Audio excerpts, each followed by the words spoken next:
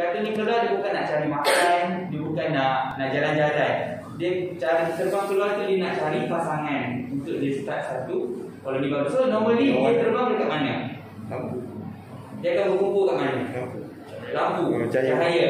Yes, dia tertarik dengan cahaya. So bila dia akan pergi tempat terang untuk cari pasangan. Alright. So, okay, sekarang ni kita tengok pula pada kasta-kasta lain yang ada dekat anak-anak ni. So, normally untuk anak-anak kita panggil dia eusocial insect ataupun serangga sosial. Kenapa? Kenapa kita panggil dia serangga sosial? Adakah dia suka sosial? Dia ada kasta. Yes, dia ada kasta. Maksudnya dalam satu koloni tu dia ada banyak kasta yang saya tunjuk dekat sini, di mana setiap kasta ni mempunyai fungsi yang berbeza untuk bagi benefit kepada seluruh koloni as a whole for their survival. So the first one kita tengok dua di sebelah kiri.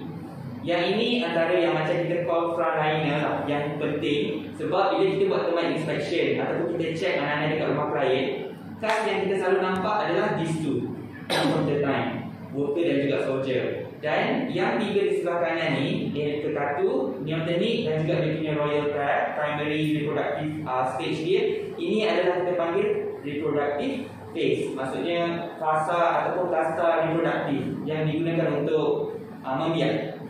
Okay, so kita tengok kepada yang di sebelah kiri ni dulu, worker dan soldier. Kenapa dia selalu bergerak sekali? Worker apa fungsi dia? Cari makan.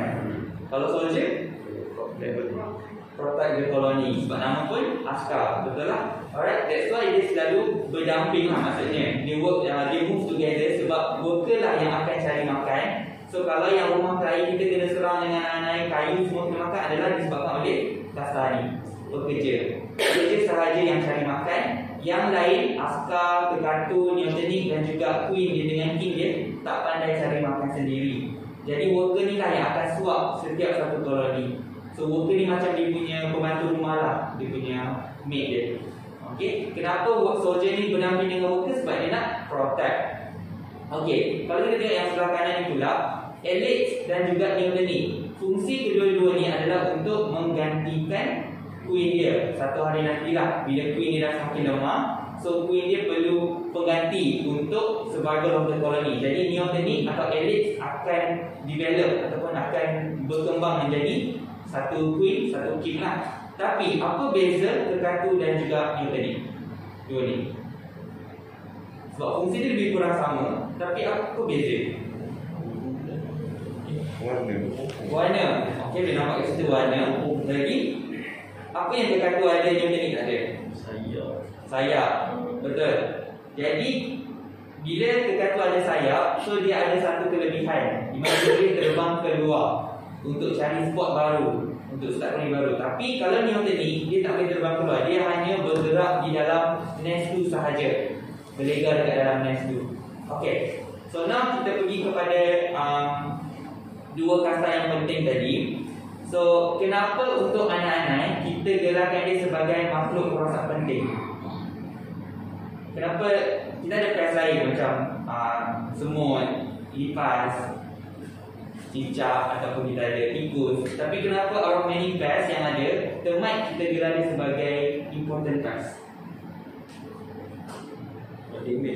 Ya, sebab damage yang dia boleh buat. Bila dia dah invade rumah kita, dia makan rumah kita, dia bukan sahaja menjatuhkan value rumah tu sendiri, tapi dia juga membahayakan nyawa kita yang stay dekat rumah tu.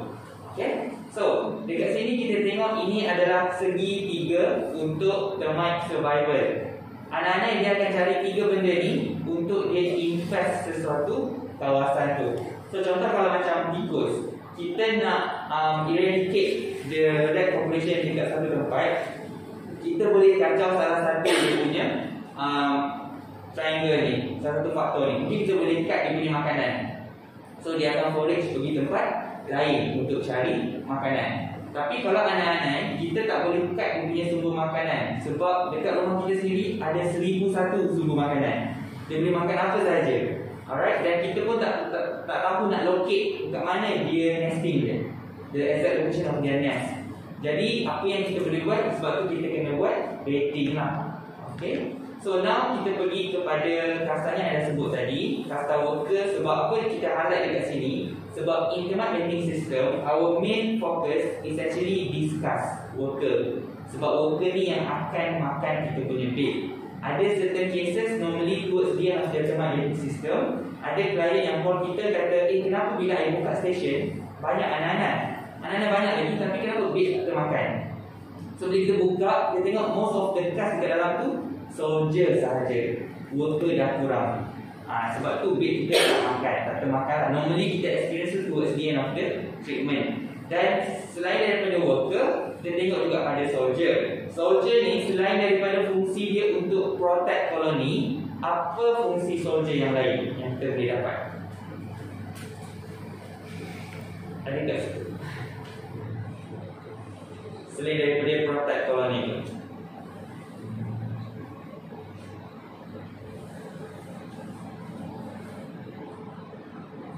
ada tak jawapan? Anyone? Tahu spesies dia. Ya, okey, kat sinilah kita nak kena pasti spesies dia. So kejap lagi kita akan go through some of the major termites yang ada dekat Malaysia, so kita boleh identify. Kenapa penting untuk kita kena pasti spesies? Sebab different species akan react differently dengan baiting. Sebab tu kadang-kadang bila kita buat treatment, ada yang habis cepat boleh eliminate, ada yang nak kena tunggu masa lama sikit baru boleh eliminate. So benda-benda macam ni kita kena tahu, so that kita boleh tackle dia species lah. Okay, so kalau tengok kat sini adalah some of the major termite species yang ada kat Malaysia.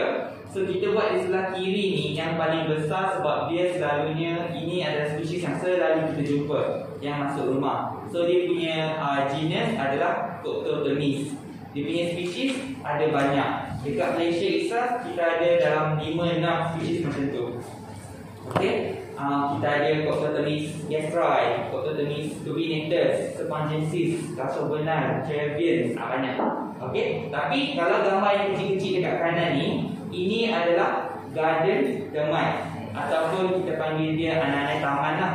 Beza antara anak taman dengan Coctotemis, dia buat nest dalam tanah. Kita panggil hypogeel nest. Maksudnya kalau kita buat inspection, kita boleh kenal pasti dia Coctotemis. So kita boleh convince dekat klien kita baiting adalah yang paling recommended. Sebab kita tak tahu dekat mana kedudukan nest dia. Sebab dia bawah tanah, mungkin dia bawah rumah klien kita ataupun bawah rumah jiran dia. Tapi untuk garden termite, dia ada nest. Nesting itu sama ada atas tanah,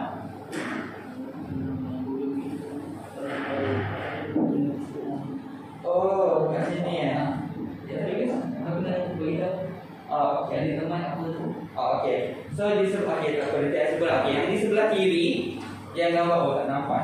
Di sebelah kiri yang gambar besar itu adalah Coctotemis.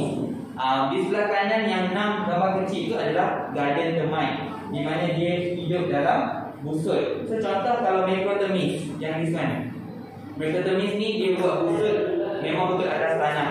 Kita panggil epigeel nest. So kita boleh locate. Tapi kalau Nasutitomis, dia punya busut dia buat arboreal. Yang ni lah Nasutitomis arboreal, maksudnya atas pokok.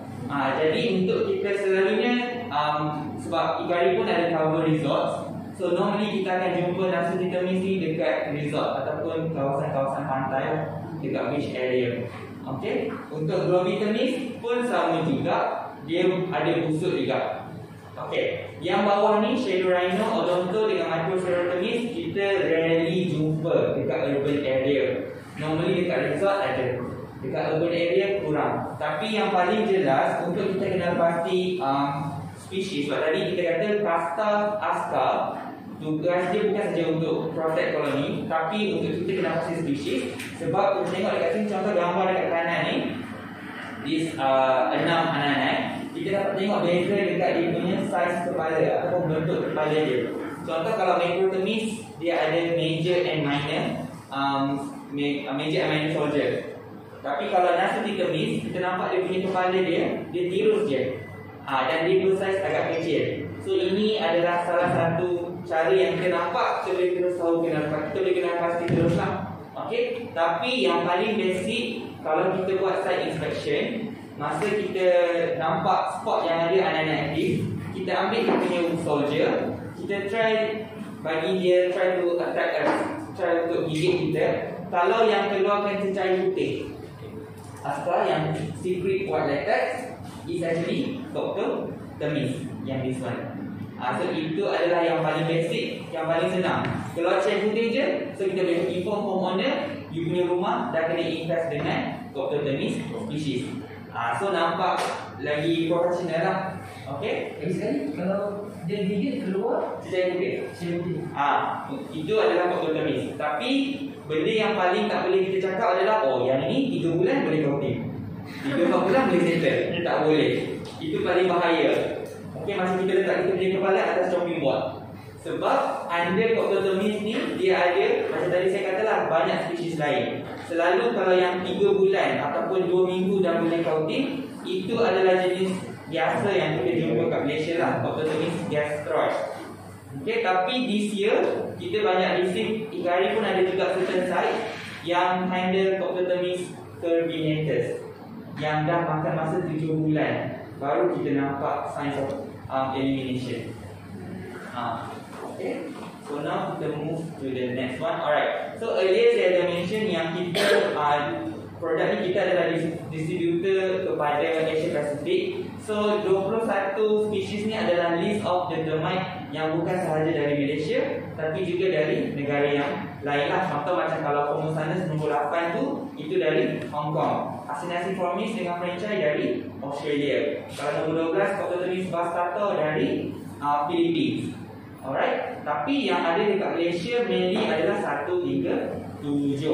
So yang tadi saya kata Dr. Temis pun dia ada gastroid dengan curvinatus. Tapi sebenarnya last 2 years kita ada receive few sites yang ada spesies nombor 19 dengan 20. Dr. Temis juga, tapi spesies dia Spongensis dengan Travians. So kalau untuk yang kita nak tengok more in details on the species, kita akan ada another module lah, module 3. Kita akan cover another time lah. Okay, hari ni kita go just basic dulu lah. Alright, so sekarang ni kita go into what are the methods yang digunakan untuk manage termites di urban area. So kalau yang ini adalah conventional method, so ini bukan method yang estimates ada. So estimates hanya baiting sahaja. Sini kita just tunjuk conventional method yang dah diperkenalkan dulu sebelum baiting. So kita ada, selalunya dia ada buat spraying, breeding, foaming dan juga dusting. Tapi kesemua kaedah ni dia memerlukan penggunaan termiticide ataupun insecticide lah. Cuma sekarang ni untuk, for example, untuk drilling kita ada guna kita panggil non-repellent termiticide. Contohnya macam fipronil ataupun imidacloprid. Tapi itu kita tak ada provide by exterminates lah. Untuk exterminates kita provide termite baiting system. Maksudnya kita ada di sebelah kiri ni, yang ni semua di sebelah kiri adalah untuk spot treatment, di sebelah kanan, di tengah dan kanan ini adalah untuk monitoring system. Okay, so now kita just have a glance on the differences between termite baiting treatment dan juga chemical. Sebab sometimes benda-benda ni kita nak kena highlight dekat homeowner juga. Sebab since conventional method sebelah kanan sekali, itu adalah method yang dah diperkenalkan awal dulu. So kebanyakan homeowner dia lebih terdedah kepada chemical treatment. So dia akan tanya sometimes apa beza baiting dengan chemical. So these are the key points yang kita boleh guna untuk explain dekat klien lah. The first thing is kita boleh cakap untuk baiting dia boleh achieve 100% termite colony elimination. Kalau untuk conventional method kita letak satu bar. Sebab apa? Sebab kita unsure. Sebab kita inject chemical, kita bagi dekat homeowner warranty 3 years or 5 years. Mungkin kita dah nampak immediate response, anak dah tak naik rumah dia. Tapi kita tak tahu berapa lama chemical tu boleh bertahan dalam tanah yang kita drill tu. Okay? Dan dia juga untuk chemical, since for example kita buat drilling, dia akan cause permanent damage dekat property tu. So sometimes kalau kita nak jual rumah tu, orang yang nak datang beli, dia buat inspection, dia nampak ada drilling. So harga rumah tu akan turun sebab dia tahu rumah tu dah pernah kena serang dengan anak-anak. Right? Dan untuk betting juga, kita boleh nampak obvious signs of colony elimination sebab kita pasang station. So kita hanya monitor station tu by weekly basis lah, setiap 2 minggu. Alright. So sini adalah product range untuk Estaminax. Di sebelah kiri adalah kita punya station A, bukan station, spot treatment kita, dan juga bed. Di sebelah kanan start dari kayu ni adalah monitoring sistem. Jadi untuk product range Estaminax, kita kelaskan kepada 2 kategori. The first one is indoor, yang saya cakap spot treatment lah.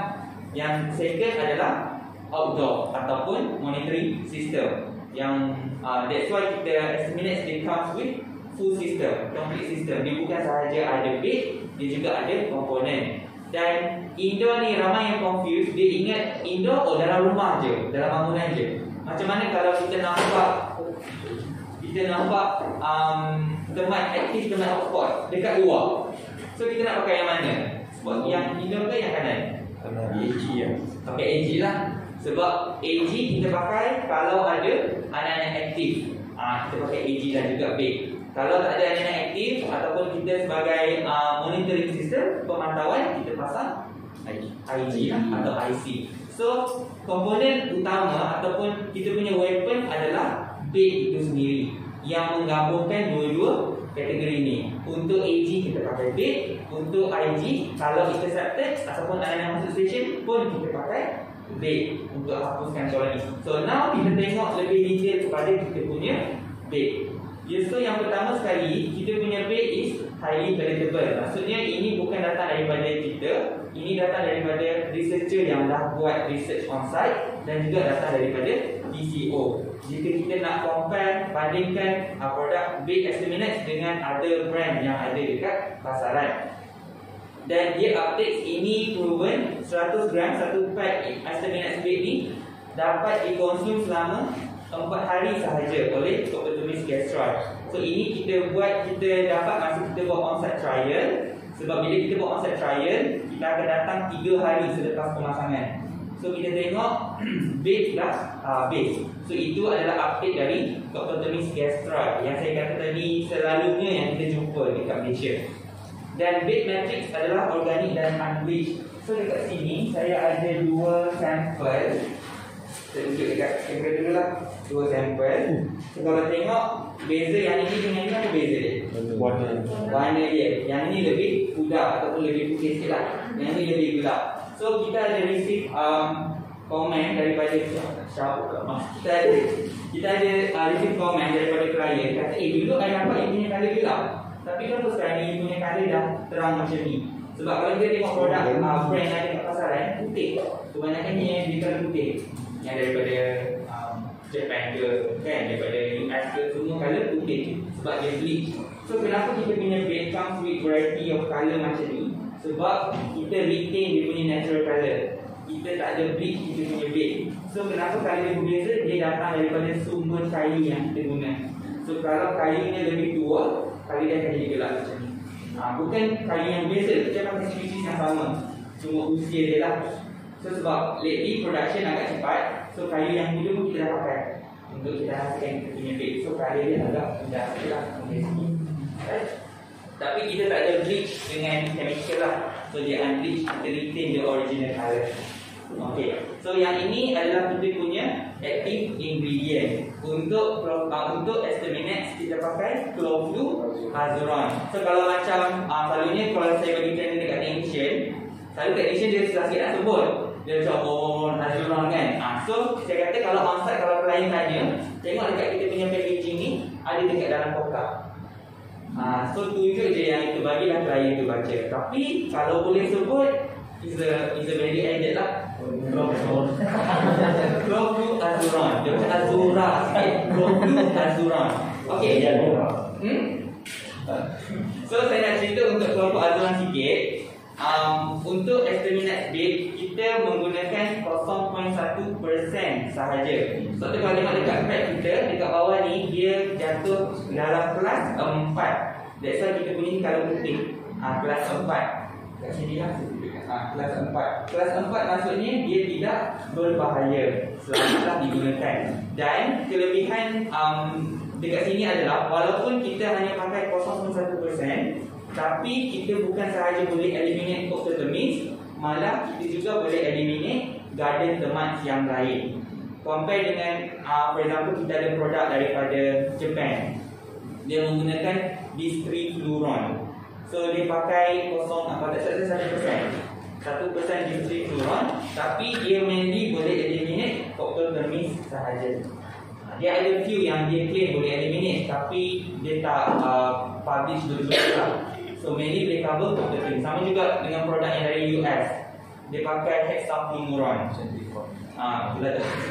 Dia pakai hexafluoron. So hexafluoron pun dia mainly boleh cover octotermites sahaja. Okay. Alright. So okay, sebelum tu untuk chlorphazona ni, macam mana chlorphazona ni membunuh anak-anak itu? Orang kat sini tahu?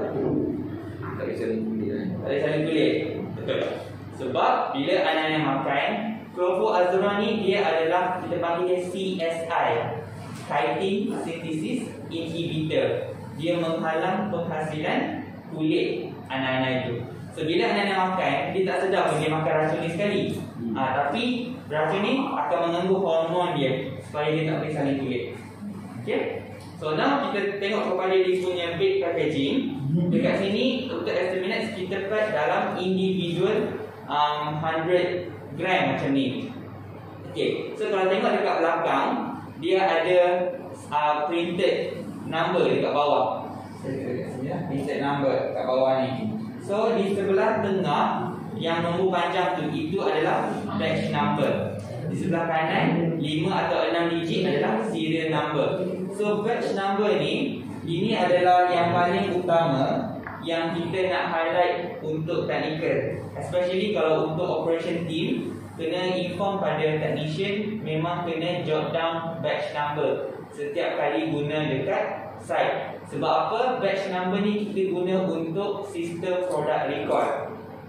Maksud kalau ada apa-apa issues dekat site, contohnya cabineters bagi makan bait habis, anak-anak tak habis-habis, dah 3-4 bulan, topak, bait habis, anak-anak tak habis-habis.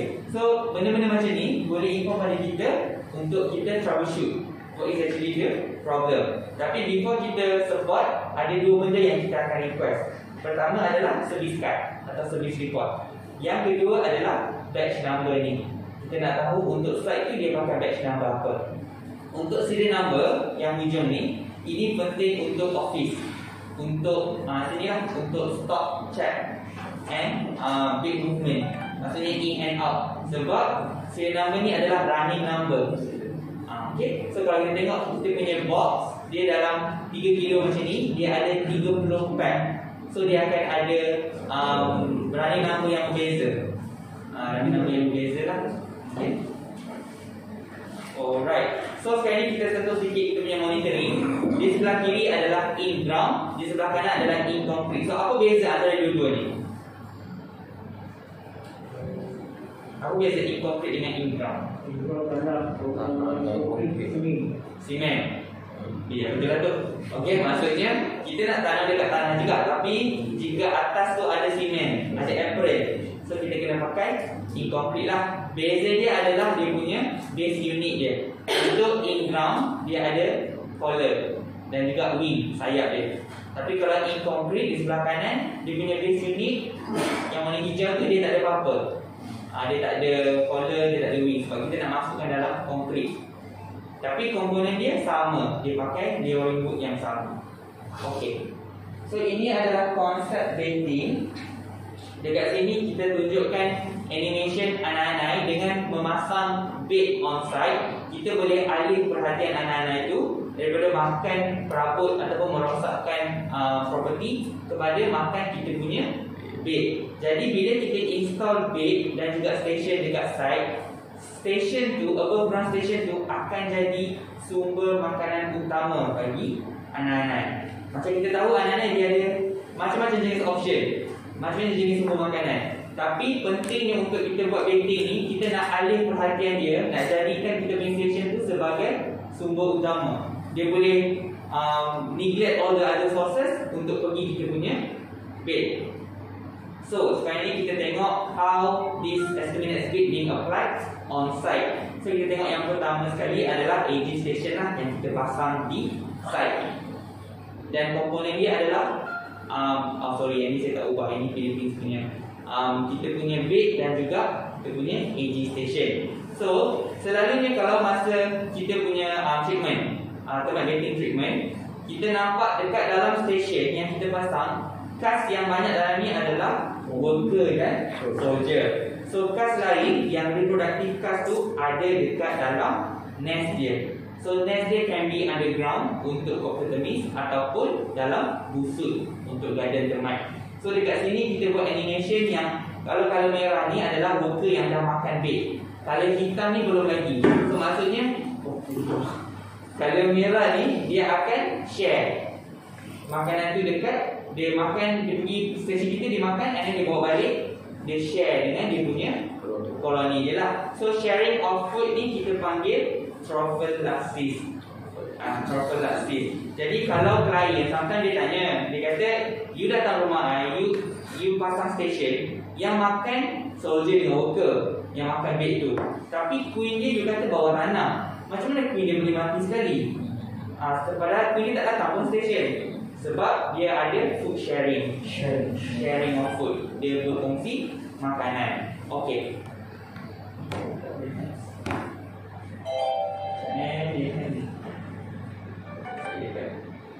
So ini kita tunjukkan macam mana, ini adalah typical sign ataupun common sign yang kita nampak dekat dalam station.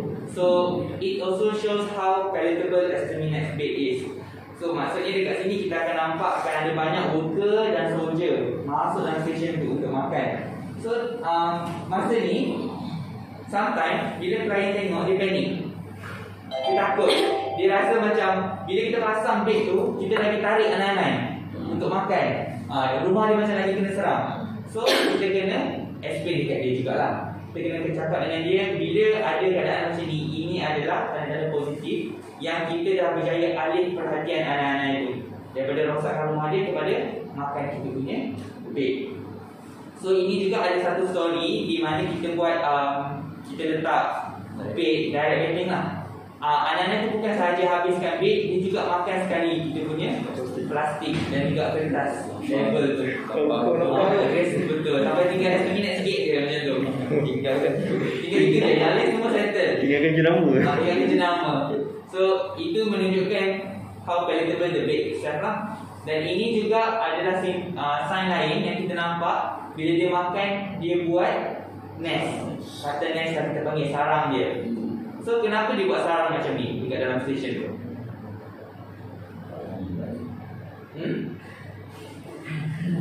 Kenapa dia buat sarang tu?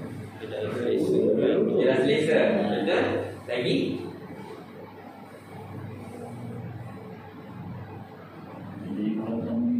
Apa dia?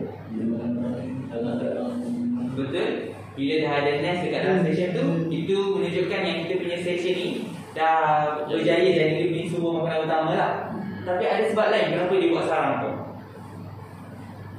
Nak bagi selesa betul, tapi ada penjelasan lain.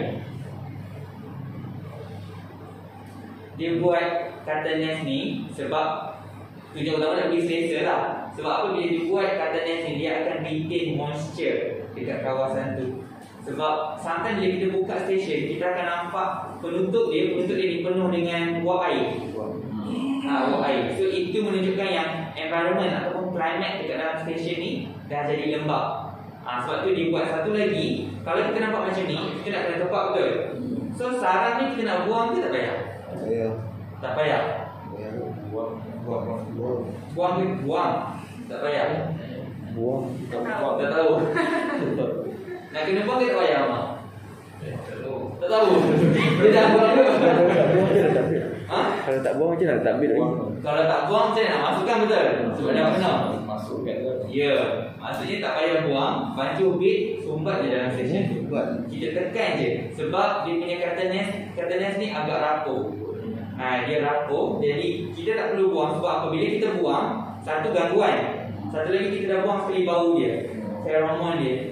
So mungkin dia dah macam rasa ni bukan rumah dia sebab tak ada bau. So kita nak retainkan bau tu. Right? So sometimes bila kita nampak macam ni, contohnya di rumah kondo tingkat 17, kita pasang macam ni. So bila kita buka, kita nampak sarang ni macam apa? Dia punya komponen dia macam tanah kan, daripada tanah. So klien dia akan tanya, macam mana anak-anak untuk angkut tanah? Rumah dia tingkat 17, dia angkut daripada tanah bawah ke dia naik? Macam mana kita nak jawab kalau dia tanya macam tu? Dia dah tu dia angkut tanah. Dia angkut tanah dia bawa ke daripada bawah untuk naik ke tingkat 17 buat rumah. Bila dia bawa kan, gigi pula dia nak jalan dari tingkat 1 sampai tingkat 17. Saya dia betul. Nest ni adalah bukan actually tanah, dia adalah daripada sumber najis dia. Sisa buangan dia, dia ambil dari dia ambil air liur dia, dia kepak-kepak dan dia buat lah. So bergantung kepada sumber makanan dia. Sebab sometimes kita nampak ada setempat of the nest, kali dia agak putih. So dia dah makan bait kita. Okay, so dia pakai najis lah actually. So ini juga membuktikan yang kita dah berjaya connect ataupun sambungkan nest yang kita pasang, stesen yang kita pasang tu dengan nest dia bawah tanah. Di mana dalam masa satu hari, within 24 hours, kita nampak ada tunnel baru ataupun laluan tanah baru. Yang ni kan ke atas dan juga dekat kiri dalam tanah baru. So selalunya kalau klien dia nampak ini, dia akan call kita. Dia kata, "Encik, kenapa bila encik pasang dalam satu hari, dah overnight lah, satu malam saya tengok pagi tu ada banyak laluan tanah baru." Sebab klien ni adalah dia rasa rumah dia lagi kena seram. Sometimes bukan dia yang bayar kat sini, mungkin stesen pasang kat sini, ada dekat atas, dekat dinding tepi akan ada laluan tanah baru. So terowong baru dia buat. So kalau kita berhadapan dengan situasi macam tu, kita nak cakap apa? Kalau klien tanya, kenapa ada laluan baru anak-anak buat? Dalam poket tadi tu kan. Dalam poket. Lagi? Kalau buat dia nak macam mana? Bukan kerja. Umpan tu dah berjaya apa? Menarik. Yelah, betul lah. Okey, maksudnya umpan ni dah berjaya menarik perhatian anak-anak tu. Sebab apa dia buat dalam tanah ni? Ini adalah laluan baru untuk masuk ke dalam stesen. Sebab firstly, eventually masa kita install, mungkin dia punya laluan masuk dia tu traffic jam, terlalu penuh. So dia buatlah elite highway yang baru dekat luar. Highway. Dia buat dekat bawah ni untuk alternatif dia nak masuk dalam stesen. Alright. Dan satu lagi untuk anak-anak, kasta pekerja dan askar, dia tak tidur. Dia bekerja 24 jam. So that's why dia punya kerosakan tu agak massive lah, agak teruk. Okay. So ini yang kita nampak selepas 5 hari. Apa yang macam how extend dia boleh buat lah dia punya material tu. Dan ini dalam masa 2 minggu. So kita nampak yang ini kita dapat dari Cambodia, this one dari Indonesia. So dia buat dari depan macam ni. So kalau lah kita datang site, kita nampak anak-anak dah buat tanah macam ni. Agak-agak stesen tu boleh buka ke tak boleh? Tak boleh. So macam mana kita nak buka, nak check? Dia pecah depan dia. Lagi ada jawapan lain selain kasih pecah? Ini jawab sifat. Enjin baru lebih dah. Yes. Yes. Itu yang paling tepat. Tak payah buka stesen ni, sebab kalau kita pecah akan ada gangguan. Sebab kita takut bila kita buat pecah akan ada lubang. So mungkin belum sempat anak-anak kita tutup lubang tu, semut dah masuk ataupun lipas dah masuk. Jadi gangguan. So kita tak nak ada gangguan tu. Bila kita nampak macam ni, confirm bed tu dah habis. Sebab dah sangat aktif. So kita install yang baru. Mungkin kita boleh install kat atas dia, buat hilang tadi. Buat lubang, install dekat atas ataupun install dekat tepi. Stesen tu biarkan saja. Alright. So So now, untuk kita dapat apa yang kita nampak tadi, anak-anak masuk stesen. Jadi kita mestilah buat termite inspection dulu. So termite inspection ni adalah first step lah sebelum panas tu lah. Sejuk lari dia. Tak nak seduhkan sikit ke? Tak nak. Kalau tak, nanti ada mana? Tidur. Jadi kena lari lah. So termite inspection untuk sebelum kita start buat pemasangan AC station.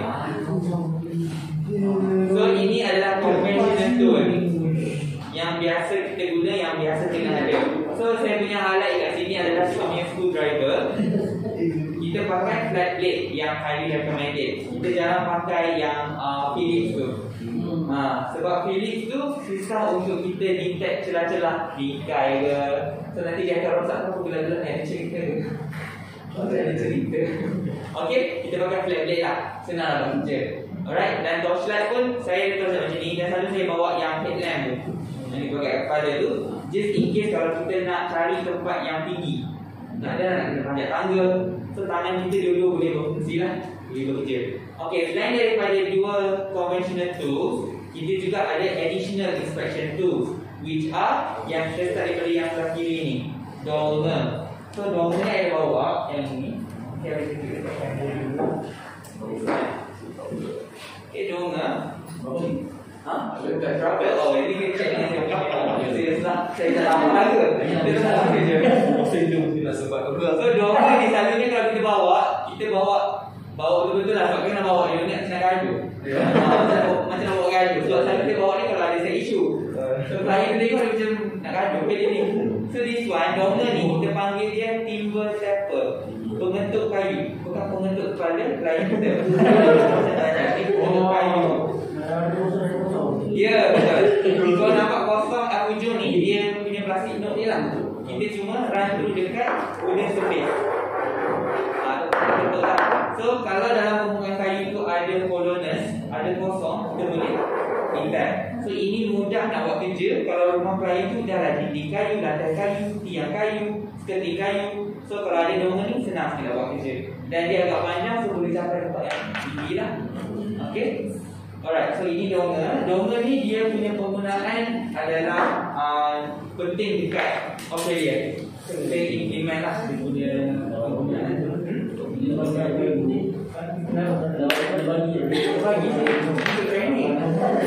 Okay. Yang kedua adalah yang kat tengah ni. Ini adalah moisture meter. So moisture meter ni yang ada kat sini lah, saya tunjuk dekat ni kita ada test. Okay, moisture meter ni dia untuk detect kelembapan. Sebab nama dia moisture lah. So kalau tengok dekat situ dia ada 3 dot merah. Maksudnya ada 3 skala. Skala apa? Maksudnya kita nak test moisture dekat permukaan apa. Kalau permukaan kayu, kita pakai skala 1. Kalau permukaan 2 kat sini, macam dinding dia lah, drywall. Ataupun kalau permukaan 3, pakai plaster. Dinding plaster ataupun batu bata, pakai skala 3. So dekat belakang dia, kalau tengok dia ada 2 sensor. Sensor ni akan detect kelembapan. So kalau tengok dekat sini, meter dia ada hijau, kuning, merah. Jadi kalau kita contoh saya letak tangan saya line, saya pakai first scale, saya letak tangan saya, dia akan naik. Maksudnya bukan dalam keadaan naik. Dalam maksudnya ada kelembapan yang tinggi. Ada technician dia ambil letak kat kepala kawan dia.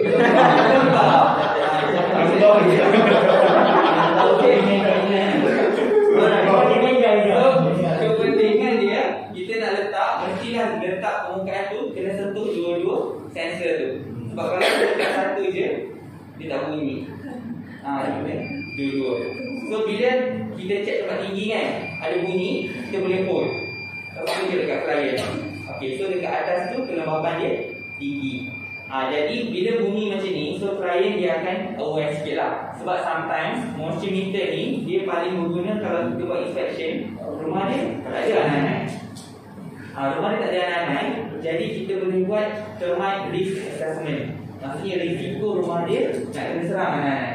So bila kita nampak point tempat yang moisture tinggi, so dia kata rumah cik sekarang ni tak ada anak-anak, tapi nak kena serang anak-anak tu tinggi sebab banyak kelembapan. So kita boleh propose monitoring system lah. Kalau rumah tu macam ada water leaking, contoh macam dia rumah dua dekat. Atas ada air, bawah ada air. Okey. Antara dinding bilik air tu keluar macam ni lah. Lembab. Itu pun risiko juga lah sebenarnya. Sebab sometimes bila ada leaking tu, dia akan ada stain dekat dinding. So bila kita nampak tu, kita dah tahu dia situ pernah berlaku leakage. So kelembapan. So anaknya mungkin tertarik kat situ. Tapi bila kita ada multimeter ni, kita boleh locate spot mana yang paling lembab. Sebab saya pernah buat inspection semalam dekat showroom, saya buat pakai floor. Dia ada satu spot anak-anak. Ni lantai lah satu spot anak-anak. So bila saya pakai multimeter, saya detect sepanjang ni dia punya suhu, dia punya kelembapan dia lebih kurang sama. Bila saya shift kat tepi, rendah. Shift kat tepi, rendah. So bila kita detect, kita pakai tool yang lain, memang ada anak-anak dekat sepanjang jalan tu. So kita boleh locate which spot yang tinggi kelembapan dia. So ada klien tanya saya, anak-anak dia tertarik dengan tempat lembab ataupun anak-anak dia sendiri yang lembab? Mana satu? Anak-anak sebab tempat yang ada anak-anak dia akan lembab. So kelembapan tu datang daripada kelembapan tu datang daripada anak-anak itu datang daripada leakage atau tempat tu sendiri. Duduk boleh jadi. Ya, duduk boleh jadi. Sebab anak-anak kena ada air pada. Yang pertama sekali tempat tu mesti lembab. Sebab tu anak-anak tertarik di situ. So bila dia dah invest kat situ, kelembapan dia akan meningkat. Sebab anak-anak badan dia 90% air. Sebab tu bila dia tak dapat saling kulit, dia akan matilah. Sebab badan air kat badan dia akan kering. Okey, so kita move kepada yang ketiga, yang kanan ni. Okey, ini yang kita guna untuk dengar bunyi anak-anak. Dia electronic stethoscope lah. Kan doktor ada stethoscope kan? Kita pun ada stethoscope juga. So dia datang dalam headphone macam ni. Headphone macam ni. So dia ada body macam ni lah, punya body dan juga probe dia. So yang ini kita guna untuk detect bunyi anak-anak. So kita just pasang dekat hujung badan dia, yang headphone tadi cucuk ke bawah lah. Dan selisih kat tepi, dia tolak saja dia akan menyala. So tolak paling atas, paling sensitif lah. Jadi benda ni kita nak dengar kalau dekat dalam permukaan tu ada pergerakan anak-anak. Sebab selalu kalau kita buat inspection, kita akan ketuk ataupun kita buka laluan anak dia akan bunyi. Clicking sound tu lah bunyi dia. Clicking sound tu datang dari mana? Soldier tu buat apa? Dia menjerit ke? Dia apa tu? Dia ketuk, dia kawal. Dia pakai mandible dia atau rahang dia lah. Mandible dia ketuk dekat permukaan dinding dia tu. Ada yang kata dia ketuk kepala dia. Yelah, tekniknya dia ketuk kepala dia, tapi dia pakai mandible. Kita kadang pernah nampak dia gerak macam tu. So itu yang buat bunyi tu untuk apa? Untuk panggil kalau dia datang ke menandakan dia? Menandakan? Dan the base unit itself, dia punya layering ataupun kita panggil interceptor. Dan yang sebelah kanan ini adalah dia punya sleeve, IG sleeve. Saya rasa saya bawa. So IG sleeve ni saya buat IG sleeve ni lah.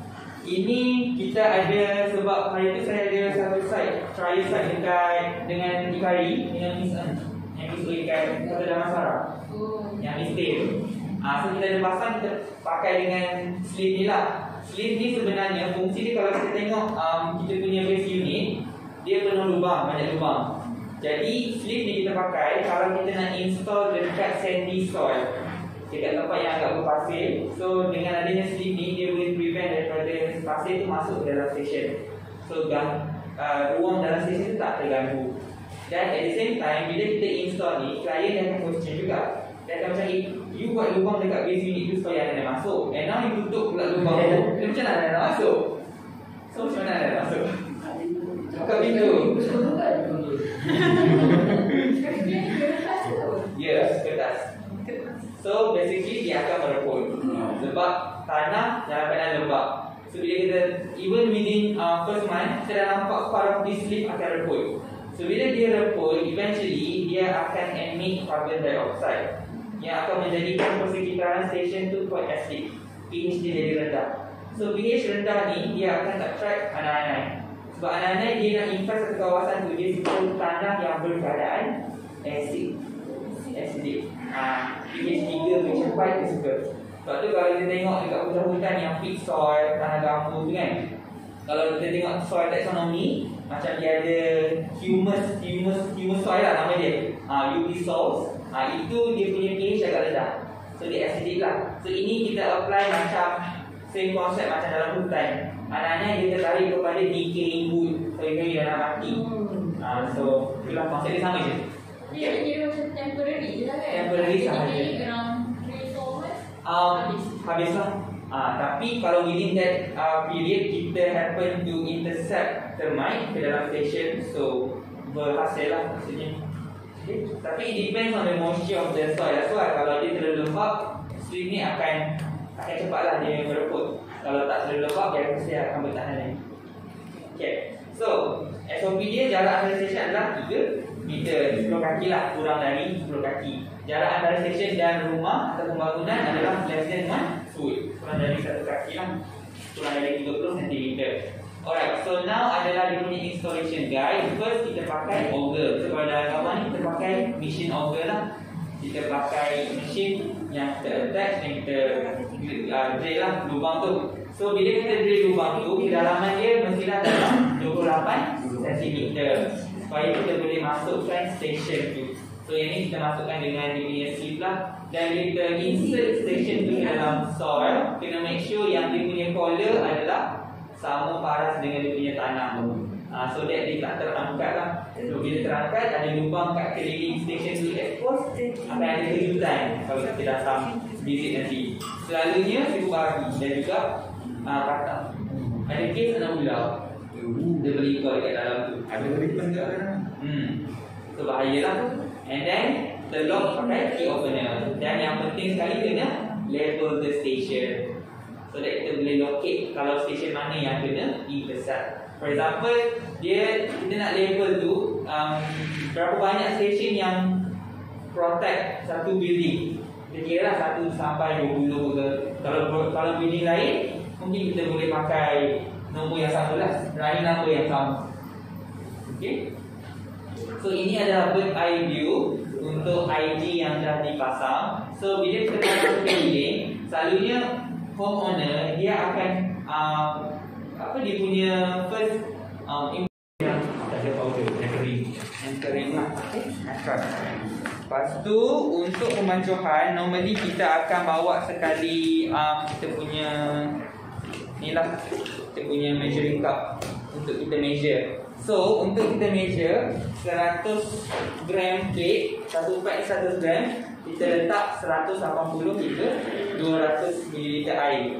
Dia bergantung kepada tempat yang kita nak install. Kalau tempat tu agak lembab, contoh dah bilik air ke apa kan, kita kurangkan sikit lah 180.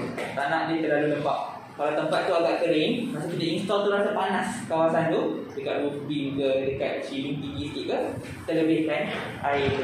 Tapi ratio dia selalu 200 lah max.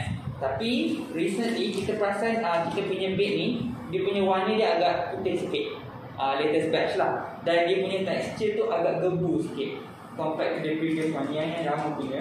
So bila gebu tu, air dia boleh pergi up to 220. Ini dah kata 200 lah. Maximum 200 lah. Tapi kalau dah pasang 200 tu rasa macam dia macam gebu lagi. Tambah lagi 20 ml air, boleh pergi sampai 220 lah, bergantung kepada ni. Tapi range dia selalu 180 hingga 200. Alright. So untuk kita pasang, so kena pakai glove lah.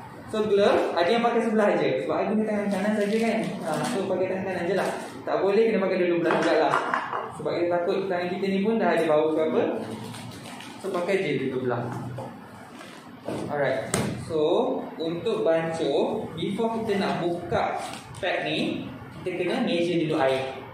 Alright. So letak dekat atas yang rata. So kita measure lah, macam buat kek lah. Okay, so saya selalu recommend pakai yang buka macam ni. Kalau pakai yang tarik tu, dia pandai bocor. Bocor. Beg pandai basah. Yang tarik tu kan. So yang ni kat Petron RM1.5, mahal dia RM2. Dia RM2. Yang RM5 kan RM2.5. Tapi penutup sini okey.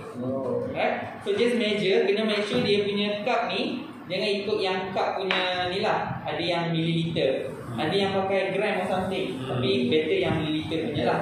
Kita just letak atas yang rasa, barulah sukat dulu. Yang ni saya pakai 200 lah.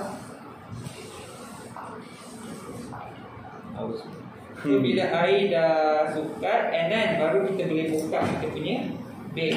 So before kita nak bancuh bag ni, make sure ambil dulu dia punya batch number. Batch number yang belakang ni lah, yang panjang. Yang ini running number, ni yang lama. Ini serial number. Serial number. Sebab dia ada 4, so dia lama. Oh, serial number tu penting. Serial number penting untuk office untuk bag in and out record lah. Yang site yang penting batch number. Batch number ni panjang, N2106 111 308 30. Panjang sikit, salin je semua. Zat, yang orang tengok batch number tu memang akan ada kat area situ je lah. Dia ada kat sini atau kat bawah ni. Dia depend, tapi dia memang dekat tengah ni je. Tapi sama semua kan? Semua sama? Sama-sama. Sekejap, apa yang sama? Nombor Tak sama. Nombor tak sama. Nombor siri Nombor siri lain, nombor batch semua lain. Oh, lain lah. Semua lain-lain. Contoh saya ada this one, dia punya serial number SA. SA 11241E 0930. Dia kalau boleh kena salin semua. Dia tak boleh salin SA 1124 je ke. Kalau contoh macam salin belakang saya. Belakang ni yang kecil ni. Yang ni serial number. Betul boleh. Yang ni tak boleh. Kalau kita initial nak pasang yang tengah ni. Oh. Yang tengah ni. Oh, betul. Kalau nombor tu dah je. Dapat Dapat budak, trace daripada kotak mana yang ambil. People dekat office minta dia check daripada running number hujung ni. So basically dia punya ni akan sama. Batch number dan dia. Tapi kena tengoklah batch number ni penting. Kadang-kadang kita sebab bila dia dah bancuh, kadang-kadang dia dah hilang. Jadi tuan, Sekejap Zat, dekat skop bawah kita ada satu tempat aktif. okey. Kalau nak demo kat bawah terus ke? Nak pasang kat bawah. Boleh demo, dah ada Aktif satu, ke? tapi Aktif. Tapi saya punya ni training bed ni bukan tak installation. Bukan bukan installation, tadi installation. demo. Tapi anak-anak dah ada kat bawah. Memang dah ada install satu. Okay. Tapi boleh on-site demo terus lah. Boleh? So maksudnya nak bancuh tu kat bawah lah macam mana? Boleh.